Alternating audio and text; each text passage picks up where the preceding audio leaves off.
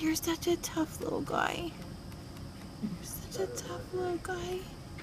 Hi. Noah, do you hear Mama?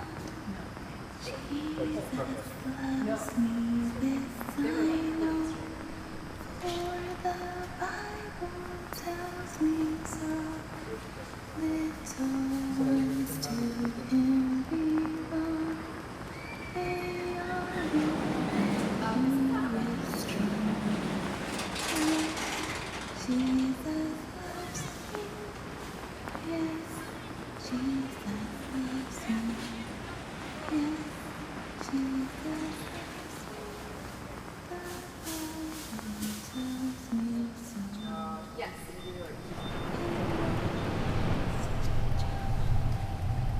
I think about how vast and creative that creation is and how beautiful it is.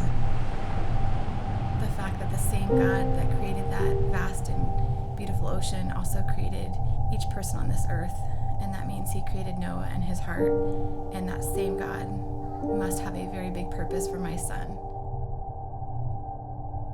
I met my husband Sean when we were attending Vanguard University. We were both earning our teaching credentials. And Sean swept me off my feet by the way that he pursued me, and he knew he wanted to be married, he knew he wanted children. We didn't waste any time, we were married very quickly, and I've never regretted it since. I have 4 gorgeous little girls.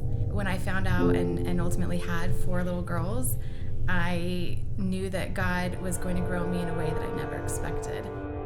And it's a lot of hard work, but it's all worth it. You know, Noah was always going to be a part of our family. And when I met Sean and he agreed that it was a name he liked as well, I knew that someday that little boy was going to come into our life. When I first found out that I was having a baby boy, I was by myself. And I remember sitting up on the ultrasound table and just asking her to zoom in or confirm again and again that that really was a little boy. And I remember saying, you know, Noah's finally here. We have our Noah. When Nicole told me that we were going to have a boy, so thankful that God had heard my prayers in my heart and knew that I love my girls, and I would also like to experience the other side of parenting, where parenting a boy. Our son Noah was diagnosed with a congenital heart defect at our 20-week ultrasound. His congenital heart defect is hypoplastic left heart syndrome, which means his left heart is underdeveloped. And that through a course of 3 operations, Noah would be reconstructed to be a single ventricle child and adult. Essentially, our son has half of a heart. For me as his mom, I just knew that if there was any chance that I could help save his left ventricle, that I needed to do that. We made a trip to LA with 2 very good friends, and we prayed over the operation, and I was wheeled away into the operating room. Noah's heart stopped twice, and the anesthesiologist essentially was able to help them with an EpiPen, and the cardiologists were able to bring Noah back. At one point, the 3 team members looked at each other and just knew that Noah was not going to survive this procedure if they continued to try to save this ventricle by ballooning his aortic valve. And so, though our son Noah did not do well, he did survive the procedure, and we were able to carry him to term. What do you think, buddy? Hey, big guy. No reaction. Try it again. In the hours that followed the operation, and he was just this very fragile little baby laying in a bassinet, and he was essentially lifeless other than this machine ticking away and helping his blood flow in and out of his body and oxygenating it for him. And in that moment, the fear was overwhelming.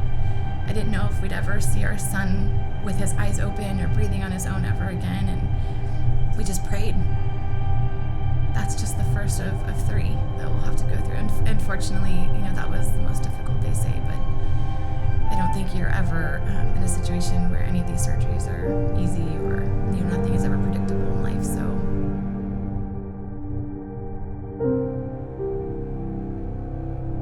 if it's not one of them asking for a story or a bottle, it's Noah needing medication or his vitals checked. babies that are single ventricle don't have any oxygen reserve, so he can't be left to cry. He turns all sorts of different shades of purple and blues. It's like they say, you can't stop the waves, but you can always learn to surf, and that's kind of what we've been doing. We've been working really hard to try and raise money to pay for a skilled nurse to come in, and it's pretty expensive. Been working extra jobs and on the weekend, and I'll work really hard, and then I'll get the paycheck and I'll see that I've paid for essentially one night of sleep.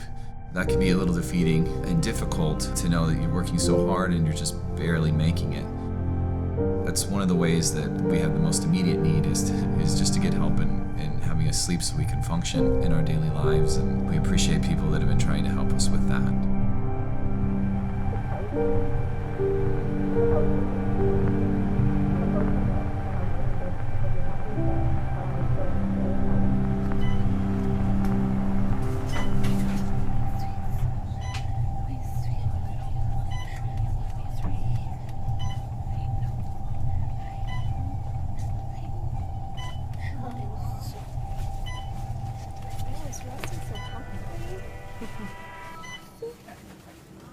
Although it's hard, I wouldn't trade it for anything in the world. It's shaped us to who we are today and will continue to.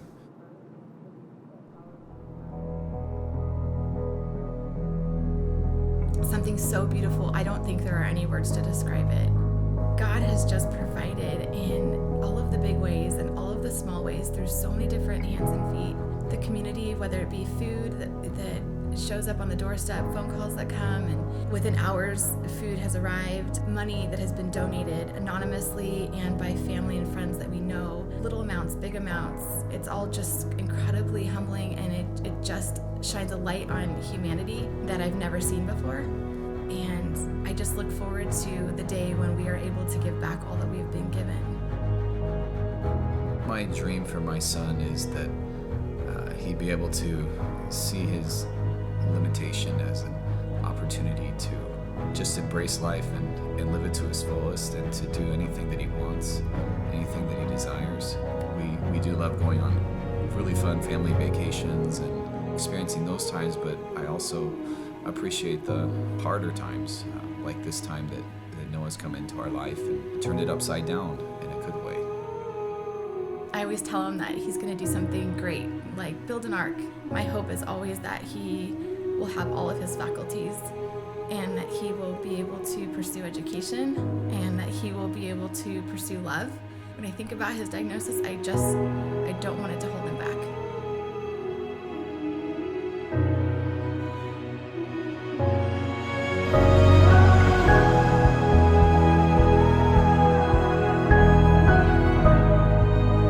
Noah has a very special heart, and forever we will learn to embrace our challenges, and we will never again be blinded to the reality that people are in the world and they are hurting, and the imperfections that we now see in people, in the children at Chalk, in life that just happens around us on a daily